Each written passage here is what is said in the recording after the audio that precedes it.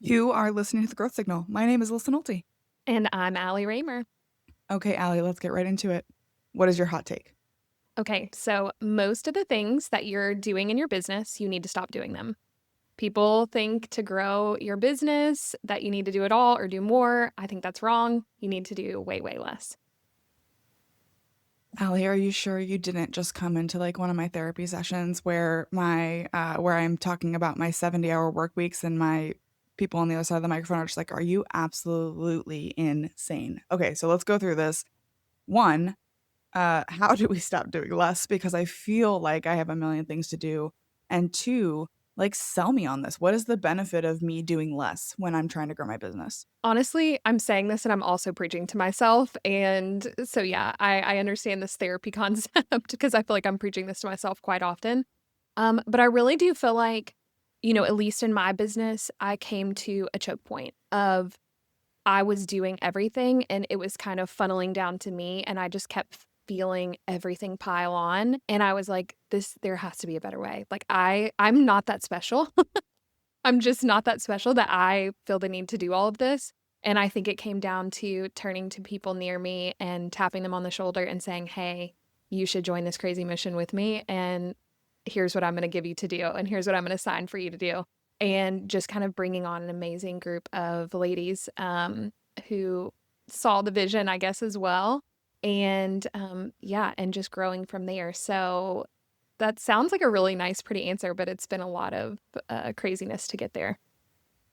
One of the things that um, I totally struggle with delegation, right? Like, it is definitely not my skill set. And I had a conversation with someone once who was like, well, you just have to, like, it doesn't have to be done your way. It doesn't have to. And like, I stopped them because that was not my issue with delegation. My issue with delegation was that I was the only one that got to be a martyr, right? Mm, And my issue was that it's my business and I wanted to make sure that everybody who was working for me liked working there and wanted to be a part of this thing.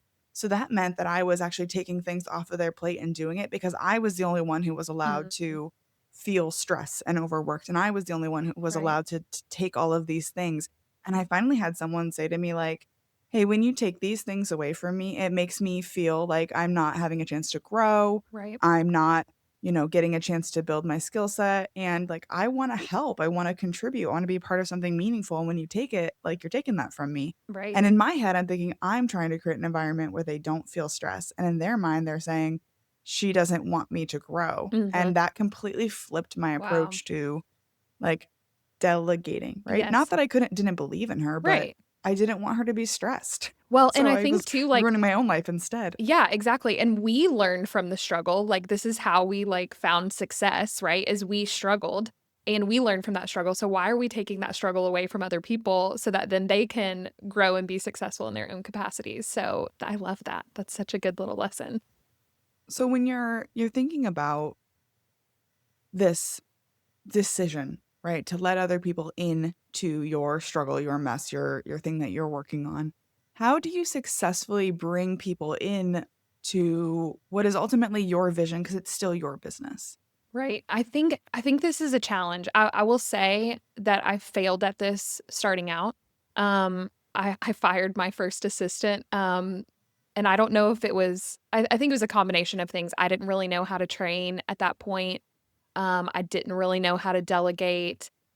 Maybe it was a personality difference thing as well. Sometimes, HR, you're HR too. So when you run your own business, I don't know, maybe you don't really know how to interact with people.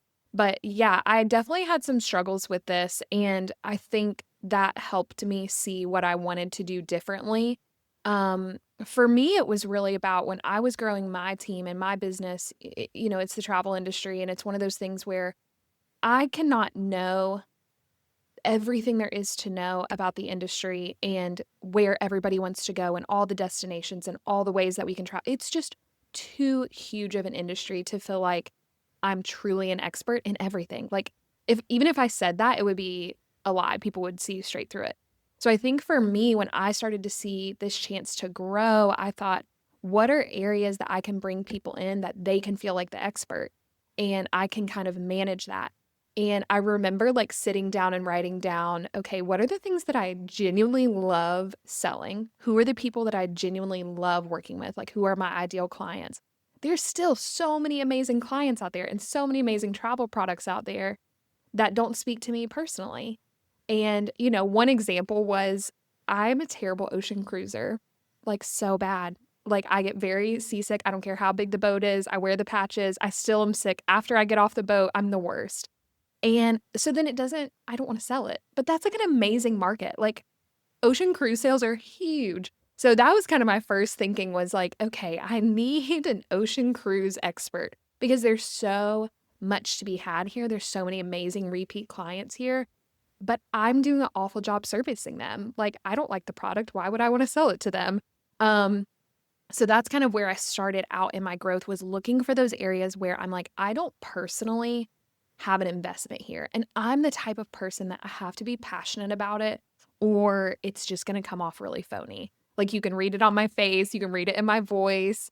I'm very much like what you see is what you get. I'm not good at sugarcoating anything. I didn't come from like a sales marketing background, so I don't know how to like spin it, it is what it is.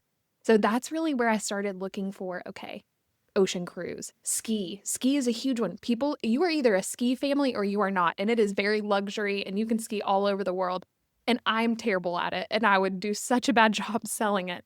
So I started looking, who can I bring in for this like high-end ski trip? Because that is a common one. Again, repeat clients. Adventure.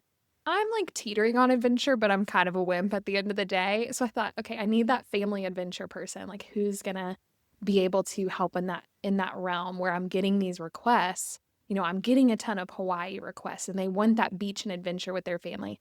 But I'm gonna be honest, like that's just not my wheelhouse. So that's really where I started to look, and that helped me find people who I thought, okay, I want to plug this person in and make them the expert. And maybe they didn't feel like the expert in the beginning, but they got there. It's a little bit of smoke and mirrors in the beginning, but you eventually get there and you get enough reps that you become the expert. And I like fully believe that if you wanted to become an expert in ski trips, you could figure it out. You could do Right. all of the research, right? Like it's not that you're saying that you're not capable of becoming the expert, Right. but it's not going to be the smoothest path for you to go forward. It's going to slow your business growth down because you're right. I have been on the other side of transactions, whether you're selling a car, a piece of software, or a luxury vacation. And you can tell when the person on the other side believes their own shtick a little Uh-huh. bit, right? And when they don't, Yes. right? That spin. And I truly believe that the best sellers actually believe in their own products, Mhm. right? Every time I've tried to sell something that I'm like, yeah, it's great. It's so It's good. gonna work. Like, I never get anywhere with it Yeah. because you're right. I too am that what you see is what you can get. You can tell if I believe in something or not, Mm. which, makes me a maybe terrible seller or maybe the greatest seller ever. I'm not 100% sure Yeah. We're where not I convinced fall yet. of We'll that. find out.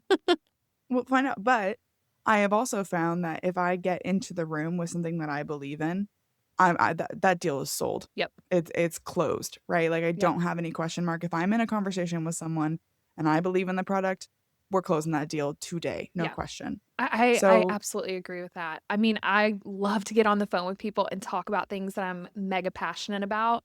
And yeah, I feel like I can sell them like right then. Like they're like, okay, can I just read my credit card off to you? I'm like, sounds great. you sure can, my friend. You sure can. Yep.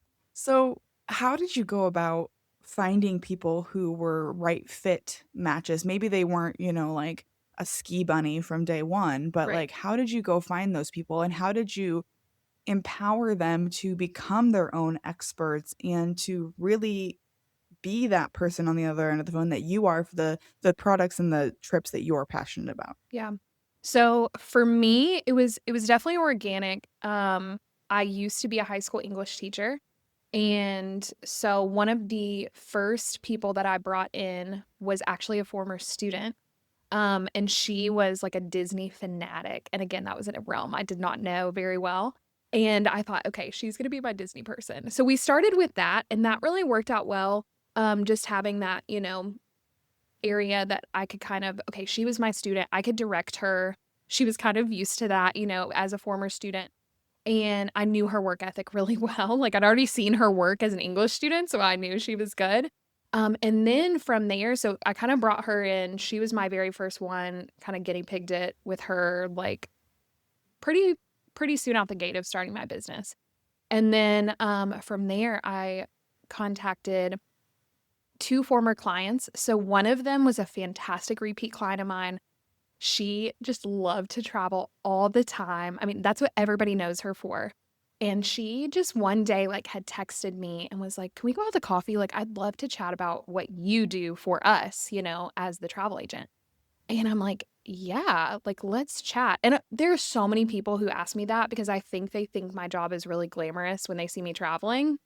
And they're like, "That looks so fun, like, you get to travel for free," which is not true, but, people ask me that a lot, but I thought, "Okay, she's gonna be good." Like, she actually lives travel. Like, this is and I'm gonna lose her as a client, which will totally stink, but I think that the realm of influence that she has and where she is in life and who she influences is so powerful, and she did have a sales and marketing background, and so it just kind of aligned really nicely with her. She could touch on some components like luxury ski that I couldn't, and reach some clients that maybe I couldn't. And then another one was a former client. Again, kind of same situation. She had kind of reached out to me with interest. I saw some areas where I thought, gosh, she has tons of experience here. Like, I wasn't even planning her Hawaii trips for her because she was the Hawaii expert. And so I thought, why don't I just bring you on and I'll just teach you this side of it. Um, and then my assistant actually was a former student too. I brought her in as an intern. She needed a hospitality internship, and working from my house with my newborn was going to be way more fun than working at a hotel. So I said, "Girl, come on, let's go." She had traveled with me when I used to be a teacher and I would take students abroad. We had been to Paris and Barcelona together and we really vibed. I liked her a lot. And yeah, that's where my assistant that stuck came from, was another former student who was passionate about it and then realized she didn't want to sell, which was actually great because that's hard in this business, is to find someone who really just wants to be in that role of assistant but doesn't want to grow in a sales capacity. So yeah, I have an amazing group of women. I've been very blessed with them, and I kind of fell into a few of those for sure.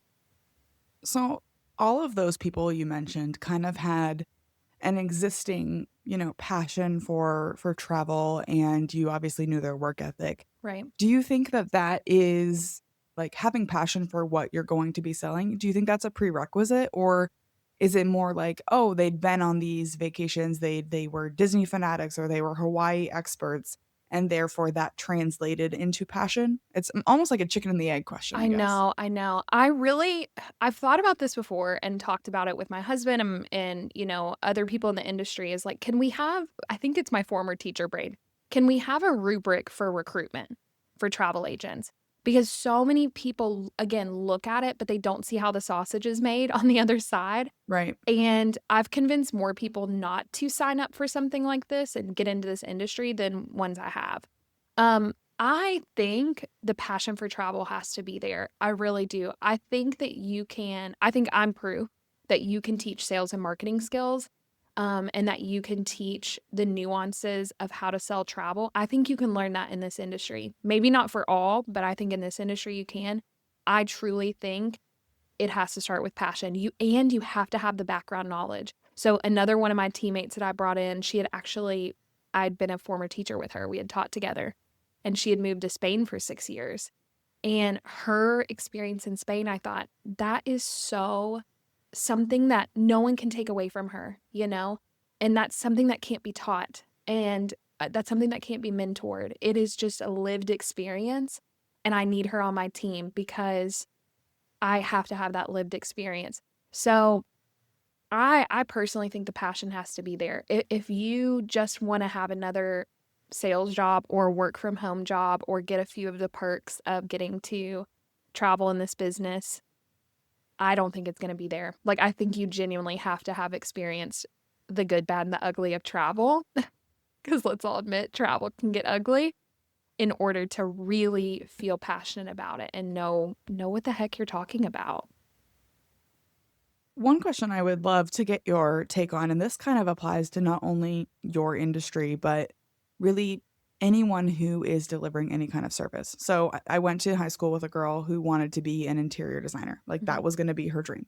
And so she went to school for interior design and she did the whole thing for interior design. And then she got to the point where they had to start doing like client work with Mhm. interior design. And she discovered she hated that part of it Right. You're like, because "Crap." she didn't want to like, she had a very specific approach to her life. She had great taste, Mhm. right?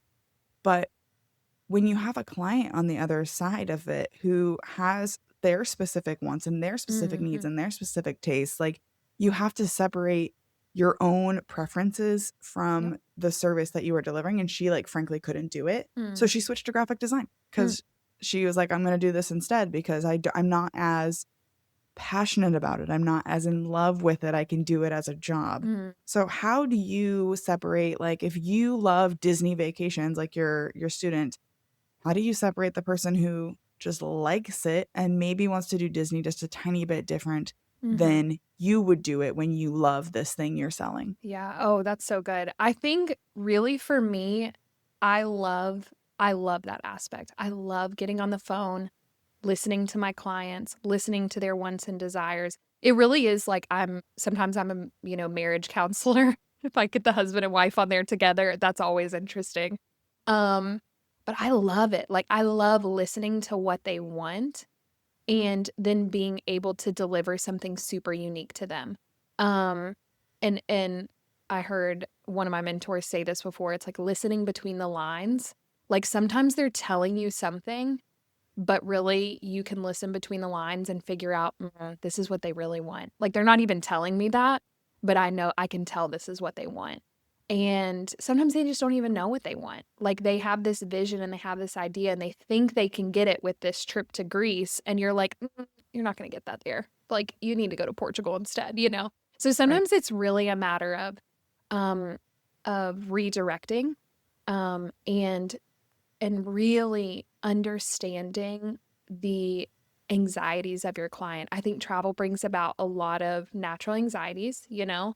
And I think you have to listen to those first and foremost to understand what is going to be a successful trip for them. Because, I can think I'm a history nerd, I'm an art nerd, I love food. Like that drives my whole trip planning process for myself. But then I get on the phone with someone, those are the first questions I'm asking. Hey, are you a foodie?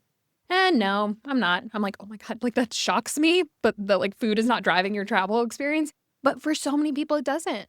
It doesn't like, push the needle for them. So I don't need to make that a priority when I'm building their trip. Or, so many people. I was on a call this week and they were like, yeah, I'm a history nerd, but the rest of my family is not. Like I think they would peace out if we had to go into a museum. And I'm like, okay, duly noted, because you're wanting to go to Paris and there are a lot of museums. So let's make sure we don't do that. So I really think it's about that consult call to me in my business is everything and really listening to what they want. And I tell my clients all the time, if I send you something, don't ever be afraid to tell me, hey, I don't think this is aligning with what I envisioned. Because at the end of the day, you have to go on the trip, not me. Like Right. you're the one who has to genuinely, you have to execute. When it's game time for you. You got to execute the plan that I've put out. And if you aren't willing to execute the plan, let's pause, let's rework this. Because at the end of the day, I can only serve up to a certain point. But on go day, when you embark, that's on you. So let's make sure we fit a plan that matches your style. And it's really like figuring out how you as a service provider can deliver the maximum level of value for the client from their perspective, right? Right. Because value and like that feeling is so intangible Mm-hmm. of the way you actually feel when you're in that experience. Like, Yep. okay, a parallel from my experience. We wanted to go to New York, we wanted to go see shows. I wanted to go to shows every single day, right? So we went to like 5 shows in 4 days. So we did the thing, Right. right? But in order to do that, we had to stay basically like within walking distance of Broadway, which is very chaotic, It is. very loud, lots of people. Like, and it was, I'm from small town Iowa. Like, it was not my favorite experience from a stay Mm. perspective. Mm. So the 3 hours that I was in my Broadway show, I was happy as a clam. But the rest of the time, I was like, "Ugh, I am just so overwhelmed." Like, we Right. literally went to the public library just so that I could sit in a quiet space for I love like two that. hours Yes. and we went to the Met so that I could, like, not be around so many people for a little bit Right. of time, even though it was super crowded. But like, if we would have had someone who said, "Hey, I understand that you want to go to shows for 5 days, but you also don't like to be in loud, crowded environments all the time. Maybe Mhm. you should extend your trip, stay outside of the city a little bit more, Mm. come in for some packed days, 2 or 3 days, Right. and then like go back out to Right. a more like Head out. suburban area." Yeah, And I yeah. probably would have been a lot happier on the trip. I loved the shows, but I was Mhm. just so overwhelmed and like overstimulated from Right. staying in the heart of the city. Yeah, yeah. That's a great example of that for sure. That's awesome. And I love the city.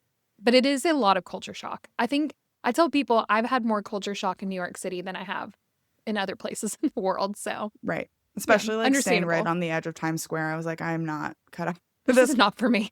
But, it's like what I thought I wanted and what I actually Mhm. experienced were 2 different things, and I Yeah, think we see that no matter what you're selling. Like, what you absolutely. think you want and what you are actually experiencing is not always the same, and you as that service provider are poised to sit in that middle point to say, "I hear," to your point about reading between the lines, "I hear what you want, what Mm. you think you want.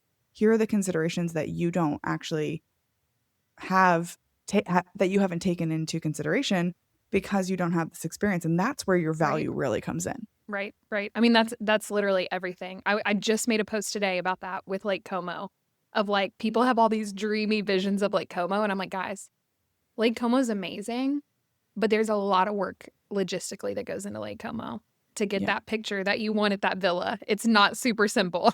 Well, and So it's like keep all that in those, mind. I think it's Santorini, Greece, where it's like all those pictures people will take with all the like the white and blue Yes. buildings, and then you see like the zoomed out version, and there's a 4 or 5 hour wait to Right. get that To get picture it. that you you are seeing. Like, you need someone to zoom out for you so that you can see the full thing, and that's really the value that you guys provide. Yeah, yeah, absolutely. So, considering all the people that you know or aspire to know, who else is out there? Who else do we need to pay attention to? In my industry, I feel like I can really speak to this. I have a podcast that I listen to. I'm a big podcast junkie. I love listening and just constantly learning and throwing it on while I'm working. But Masters in Travel, Brianna and Whitney, I feel like I found my people, I feel like I found people who work in the industry the same that I do, that treat people the same way that I do, that treat their clients with a lot of respect and high touch service, and also have a lot of respect for boundaries in themselves. And so for me, finding Brianna and Whitney with Masters in Travel, um, it this business can feel very siloed and you can feel alone a lot of times. But finding someone else that you're listening to and you feel like, oh, they are going through the exact same thing as me just buoys that confidence and kind of keeps you going. So the two of those ladies, I love them so much. I've been on their podcast. I felt so honored to be on their podcast. I didn't even feel worthy, but they really they mean a lot. And I think even if you're not in the travel business, just they're both amazing entrepreneur minds and they work a lot with like boundaries and confidence and building up, kind of the what my hot take from the beginning, bringing in people to support your business so you can do less. So And if someone is really connecting with you, they want to learn more, where can they find you online? yeah, so I would say my website, allypicturethistravel.com. And I would also say Instagram would be a great place to really see the day to day. I try to, again, what you see is what you get with me. So I try to reveal all on Instagram as much as I can, as well as like current travels. I'm going to the UK next week, so that would be fun.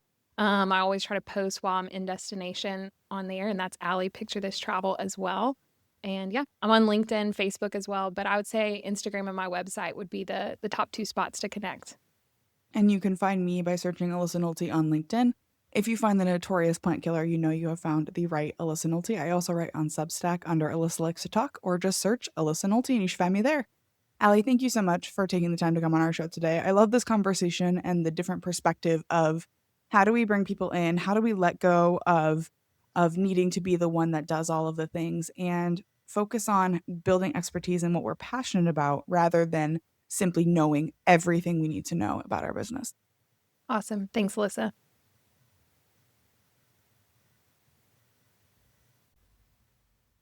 Thanks for listening to today's episode. There are millions of podcasts out there, and something like 70,000 new episodes are released every single day.